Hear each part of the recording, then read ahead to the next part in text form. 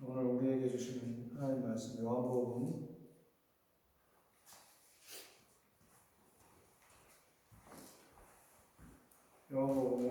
21장 15절 17절 말씀 신약성경 185면에 있습니다.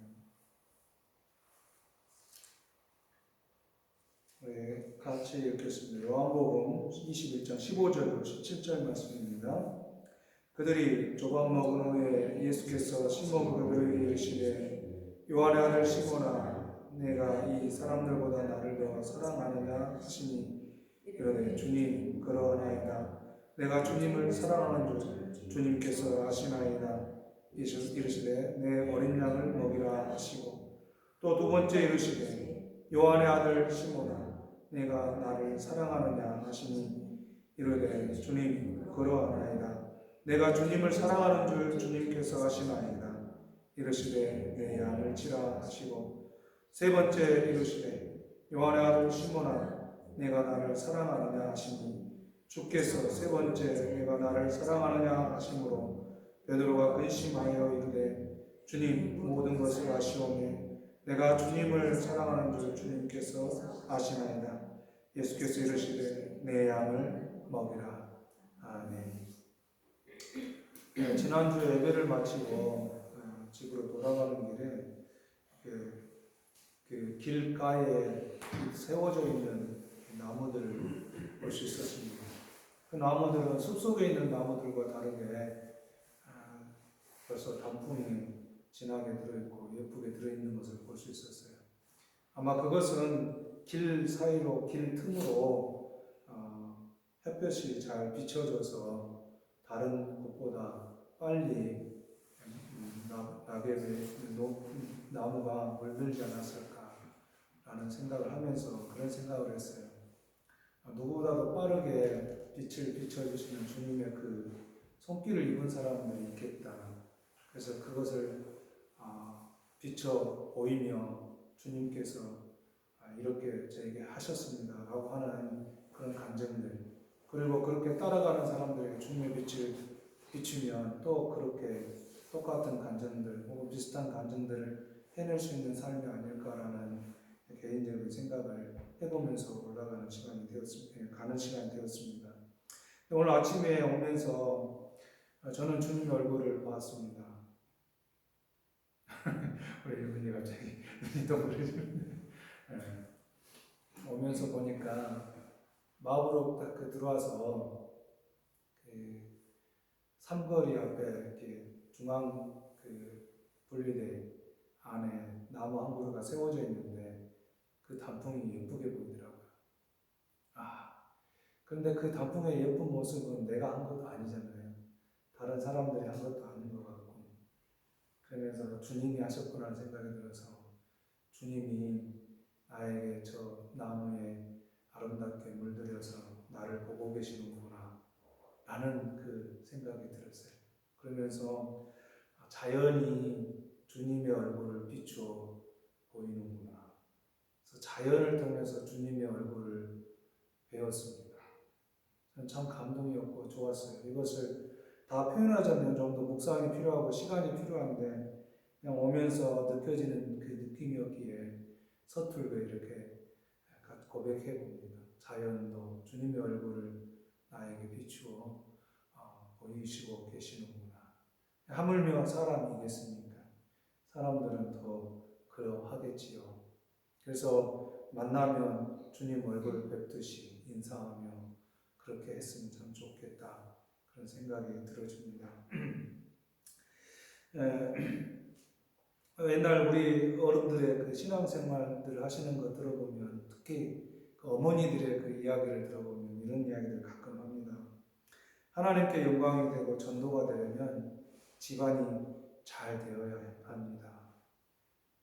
자녀가 공부 잘하고 박사되고 높은 자리에 차지하는 것이 전도하는 좋은 비결입니다. 이렇게 믿었던 어머니들의 신앙이 있었습니다. 물론 지금도 그렇게 가르치는 분들이 있기도 하죠. 그리고 또 그렇게 기도했는데 이루어졌다고 말씀하시는, 간증하시는 우리 어머니들 세대들 아니, 어머니라면 누구나 다 그렇게 간증하고 싶어 하실 거예요. 그런 분들이 있기도 합니다. 근데 부자가 되어 가난한 사람들을 돌봄이 있다면 좋은 부자일 것입니다. 높은 자리에 올라간 이들이 함께하는 동료를 잘 챙겨주고 인격적으로 대우해준다면 이것 또한 좋은 일이라 그렇게 좋은 자리를 차지했다 이렇게 말할 수 있을 것입니다. 하지만 우리 어머니들의 그 기도와 같이 되지 않아도 하나님이 하시는 것이면 죽음도 영광이 된다고 말씀드릴 수 있을 것입니다. 베드로와 예수님의 대화로 시작하여 베드로가 어떻게 죽을 것을 죽음을 맞이하게 될 것인지를 알려주는 말씀이 있습니다. 19절에 가면 이렇게 말합니다.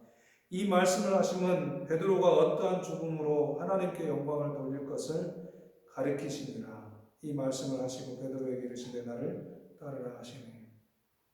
베드로에게 어떤 죽음으로 하나님을 영화롭게 할 것인지에 대해서 말씀하셨다. 이렇게 이야기하셨는데 18절에 가면 내가 진실로 내게 이르노니 네가 젊어서는 스스로 띠띠고 이 스스로 띠띠고가 뭐냐면 자기의 신념과 자기의 의지와 자기의 대의를 가지고서 예수님을 따랐던 그때를 이야기하는 겁니다. 그렇게 따랐지만 이제는 늙어서는 내 팔을 벌리니 남이 내게 띠띠우고 원하지 아니하는 곳으로 데려가리라. 네 팔을 벌려서 다른 사람들의 옷을 입히고 네가 원하지 않는 곳으로 데려갈 것이다. 라는 것이었습니다. 하나님을 영화롭게 하는데 죽음을 말하는 것에 마음이 조금 불편했습니다. 하나님을 영화롭게 하는데 죽음이 하나님을 영화롭게 할 수 있는가? 누군가가 그 어려운 상황에 처하고 힘든 상황에 처했는데 하나님을 영화롭게 할 수 있는가에 대한 생각을 했습니다. 일반적인 사람들의 생각과 다르지 않겠죠. 일반적인 사람들은 죽음이 어떻게 불편한 일들이, 어떻게 원치 않는 인생의 모습들이 하나님을 영화롭게 할 수 있어 이렇게 말할 수 있을 겁니다. 이건 일반적인 사람들의 생각일 거라는 생각이 들어요. 잠깐 제가 이 말씀을 보고 고민하는데 죽음이 하나님을 영화롭게 하는구나 라는 것을 다시 생각하게 되었습니다.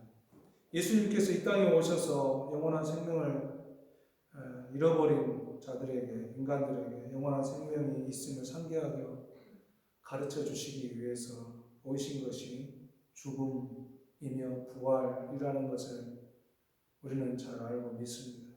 그런데 우리의 현실 앞에서 어려움이 닥치고 내가 원치 않는 죽음의 때를 맞이할 때 하나님을 영화롭게 할 수 있을까? 라는 생각을 해볼 때 예수님을 통해서 우리는 그것을 확인할 수 있다. 그렇게 말씀드릴 수 있습니다. 죽음이 하나님께 영광이 될 수 있다. 이것을 말씀드릴 수 있는 것입니다. 일상으로 돌아간 제자들의 삶의 현장으로 예수님이 찾아오셨습니다. 제자들의 수고에도 불구하고 물고기를 잡지 못했을 때 예수님께서 말씀하신 것을 듣고 다시 한번 그물을 펼쳤을 때 많은 물고기를 잡았는데 배로 끌어올리기 힘들 만큼 잡았습니다. 그렇게 물가로 나온 제자들에게 예수님께서는 얘들아 새벽 기도하자, 조찬 기도해야 하자 이렇게 하지 않으시고 얘들아 아침 먹자 이렇게 말씀하시면서 준비하신 떡과 물고기를 내어주셨음을 지난주에 말씀을 드렸습니다. 부활하신 예수님을 두 번씩이나 만나고도 일상으로 돌아간 제자들을 예수님께서는 챙겨주셨습니다. 일상의 삶이 하나님의 챙김을 받고 인정을 받는 삶이라고 말씀하시는 것 같아 저는 이 부분이 참 좋습니다. 일상으로 돌아간 제자들을 챙겨주시는 예수님. 그런데 우리의 일상에 찾아오셔서 챙겨주시는 하나님이라고 저는 믿게 되어 더 이 부분이 좋아요. 베드로뿐만 아니라 함께 있는 제자들에게도 또 지금을 살아가는 말씀을 듣는 우리들에게도 동일하게 우리의 일상을 챙겨주시고 찾아와 주신다. 저는 그렇게 확신하고 믿으면서 때로는 그렇지 못한 환경처럼 내게 찾아오고 느껴질 때 우겨대기도 합니다. 그러나 우겨대는 게 아니라 현실이 그렇습니다. 나는 정말 이런 때도 하나님 찾아오실까라는 마음의 불편함이 있지만 그래서 우깁니다. 하나님 이때도 찾아오시죠. 그런데 실제 하나님은 그렇게 그때도 변함없이 찾아오시고 함께 하신다. 저는 그렇게 믿습니다. 그리고 예수님께서는 그렇게 찾아오셔서 나를 따르라 말씀하시고 부르시고 있습니다. 일상의 삶을 살고 있는 이들을 나를 따르라 그렇게 말씀하시는 것이지 특별한 계기를 가지고 특별하게 움직이는 사람들만 부른 것은 아니라는 겁니다. 그래서 때로는 우리 한국 교회들이 특별하게 부름을 받았다고 생각하는 목회자들에게 너무 집중한 나머지 그런 부작용들이 참 많이 있는 듯 합니다. 저는 이번 주에 참 슬프게도 제가 점심을 먹지 못할 만큼 아픈 이야기를 들은 적이 있습니다. 어떤 교회에서 특별 새벽 기도를 한다고 그러더라고요. 그러면서 2주 동안 하는데 목사님의 새벽 예배 마치고 목사님과 사모님의 음식을 여성교회에서 돌아가면서 챙기게 되었다. 그렇게 이야기를 하더라고요. 그래서 너무 가슴이 아팠습니다. 물론 챙기는 성도들의 마음이야 정말 하나님께서 허락하신 귀한 분이니까 라고 챙겼겠지만 그럴지라도 목회자로서 목사로서 챙겨주지는 못할 망정 새벽부터 예배하러 나온 이들에게 그것을 떠넘기고 있는 현실을 알면서도 모른 척 했다는 것에 대해서 너무 가슴이 아팠고 그래서 저는 점심을 먹다 말고 그 이야기를 듣고 넘어가지 않아서 결국 먹지 못한 일이 있었습니다. 우리는 예수님의 이 부르심과 초대하심이 무엇인지 좀 심각하게 깊게 생각해 봐야 될 필요가 있습니다. 예수님도 제자들의 일상에 찾아오셔서 챙겨주시고 함께 하시면서 오히려 먹을 것을 주시며 초대하고 새벽 기도하자, 조찬 기도하자 하지 않으시고 먼저 먹어라, 힘을 내라 이렇게 말씀하셨다는 거 우리는 좀 기억하셨으면 좋겠습니다. 예수님께서 이 땅에 오신 것은 인간들의 일상으로 들어온 것이 아닙니까? 저는 그렇게 믿습니다. 예수님께서 이 땅에 오신 것은 우리들의 일상으로 들어오셔서 우리들의 일상을 응원하기 위해서 그리고 우리가 그 속에서 힘들고 어려워할 때 부족할 때 힘을 주시기 위해서 야 아침 먹자 힘내라 하시기 위해서 오셨다고 저는 그렇게 믿습니다. 근데 그렇지 못한 교회 현장을 들었을 때 정말 화가 나고 너무 힘들었습니다. 그래서 그 이야기를 듣고 퇴근한 길에 아내를 만나는 아내가 그 교회가 특별 새벽 기도를 하는데 그 말을 듣는 순간 또 열을 받아가지고 한참을 또 이야기를 한 적이 있습니다. 특별 새벽 기도 하는 거 좋습니다. 정말 신앙의 어떤 그 퍼포먼스도 굉장히 중요한 일입니다. 그렇지 못한 분들에게 그 신앙적으로 훈련하고 또 새롭게 세워가는 귀중한 시간입니다. 그 귀중한 시간을 다른 것에서 빼앗기고 오히려 그러지 않은만 못한 정도로 가서는 안 될 것이다 그런 생각을 해보았습니다. 예수님께서는 아침을 챙기고 다음에야 베드로에게 질문을 했습니다. 뭐라고 질문합니까? 우리가 읽었고 잘 아시는 것처럼 네가 나를 사랑하느냐라는 것입니다. 베드로는 예 주님 제가 주님을 사랑하는 줄 주님께서 아십니다. 3번의 질문과 3번의 대답이 오고 갔습니다.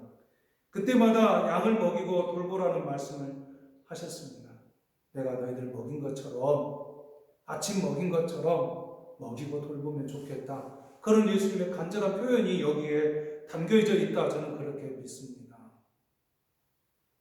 먹이고 돌봐야죠. 그게 목회자이고 목사이겠죠. 예수님이 그러셨으니까. 괜히 열이 나서 좀 안정시키고 다시 하겠습니다. 죄송합니다. 3번째 물으실 때 베드로가 주춤한 그런 모습이 보입니다. 저는. 왜 그랬을까요? 저에게 질문했어요. 베드로가 주춤한 내용을 제 마음에 느껴지고 왜 그랬을까? 잘 아시고 기억하시겠지만 또 이미 예측하시겠지만 아마도 자신이 예수님을 모른다고 3번 부인했던 그 순간이 생각났을 것으로 보입니다. 잠깐 그 시간으로 돌아가서 현장에 한번 보고 싶은 마음이 들어요. 예수님이 대제사장과 바리새인들에게 잡혀 안나스와 대제사장의 뜰에서 신문을 받을 때 3번 예수님을 모른다고 부인하는 일이 있었습니다. 불을 쬐고 있는 베드로를 알아본 사람들이 너도 그와 한패거리지 라고 했을 때 두려웠던 베드로는 아니라고 부인을 합니다. 베드로를 알아보는 사람들이 바뀌면서 물어보지만 두려움을 느끼는 베드로는 계속해서 모른다고 부정합니다. 예수님이 어떤 결과를 맞이하게 될지 뻔히 알고 있는 상황에서 베드로는 두려움으로 부인할 수밖에 없지 않았을까. 베드로의 마음이 이해가 되면서 또 한편으로 아픔도 있습니다. 하지만 지금 베드로 앞에서 질문하고 있는 분이 누구입니까? 네가 나를 사랑하느냐? 3번 질문하는 분이 누구예요? 부활하신 예수님께서 일상으로 돌아가 고기를 잡지 못했을 때 말씀하시고 그렇게 했더니 고기를 많이 잡게 된 아침, 심지어 아침을 준비하셔서 함께 먹는 자리에서 지금 예수님이 질문하고 있습니다. 그런 예수님이 질문하니 당당하지는 못했으나 베드로가 예수님을 모른다고 부인하던 때 두려움은 사라졌습니다. 그러니 두려움이 없는 상황에서 약간의 근심했다고 말하잖아요. 성경에 근심했다, 고민했다, 걱정했다 그런 표현이잖아요. 그럼에도 불구하고 부끄러움으로 주춤하기는 했으나 결국에는 대답을 합니다. 주님, 그러합니다. 내가 주님을 사랑하는 줄 주께서 아십니다. 라고 대답합니다. 주님 앞에서 이런 질문을 받는다면 나의 부족함으로 인해 부끄러움이 있어 주춤할 수는 있으나 두려워하지는 않을 것이어서 저도 똑같이 대답할 것 같아요. 주님, 사랑합니다. 네, 그렇습니다. 아멘이지요. 이렇게 대답하지 않을까라는 생각을 해봅니다. 어떠십니까? 여러분은 어떤 대답하시겠습니까? 주님이 네가 나를 사랑하느냐? 예, 사랑합니다. 이렇게 고백했으면 좋겠어요. 예수께서 우리를 찾아오신 것은 하나님의 율법의 잣대를 들이대어 우리를 재어보고 너는 이 잣대에 못 미치는 부족한 인간이로구나. 그러니 지옥, 사망을 선포하려고 오신 것이 아닙니다. 오히려 그런 자리에 놓여있는 우리들을 영원한 그 사망과 죄로부터 구원하시기 위해 이 땅에 오셨습니다. 영원한 생명을 잃어버리거나 또는 잊어버리고 살아가고 있는 이들에게 상기하여 주시기 위해서 너희들은 영원한 생명의 존재다. 너희들을 하나님이 그렇게 처음에 만드셨다. 이렇게 말씀하시기 위해서 그것을 보여주시기 위해 오셨다고 저는 믿습니다. 율법으로 자기하며 세상의 기준으로 부족하여 살아가는 인간들, 세상에서 억압받고 고통하는 인간들을 구원하시기 위해, 해방하기 위해 오셨다. 그래서 생명을 주시고 자유를 주시며 기쁨을 주시기 위해 오신 예수님의 질문에 우리는 예! 라고 대답하지 않을 이유가 뭐가 있겠습니까?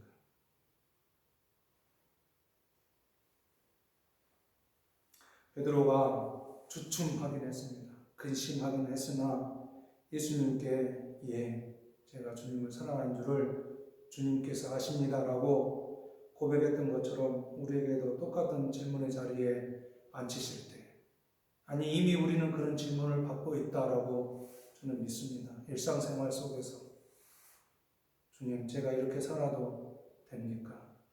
그럴 때 아니 나 사랑하니? 그럼 됐다. 이렇게 말씀하실까? 저는 그렇게 믿습니다.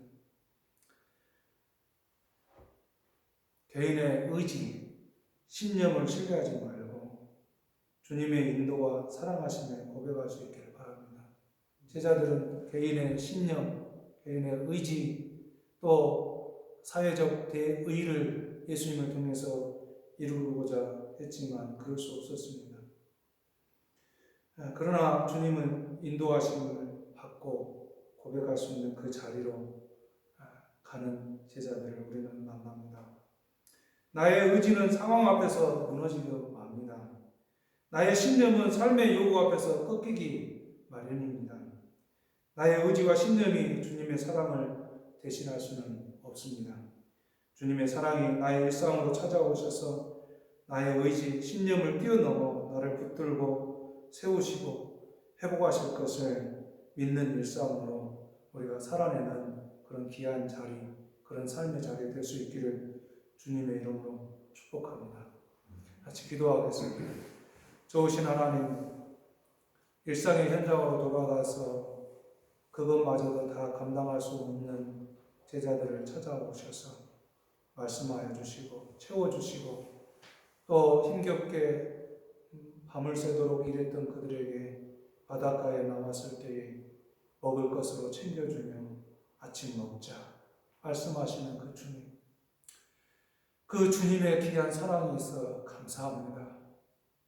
우리는 우리의 삶의 일상을 살아갈 때 늘 부족하고 늘 연약하고 주님께서 우리에게 네가 나를 사랑하냐 이렇게 물을 때 내 모습이 변변치 못해 근심하고 걱정할 수 있겠으나 주님이 우리를 사랑하신 그 사랑을 알기에 우리는 두려움 없이 주님, 제가 주님을 사랑합니다.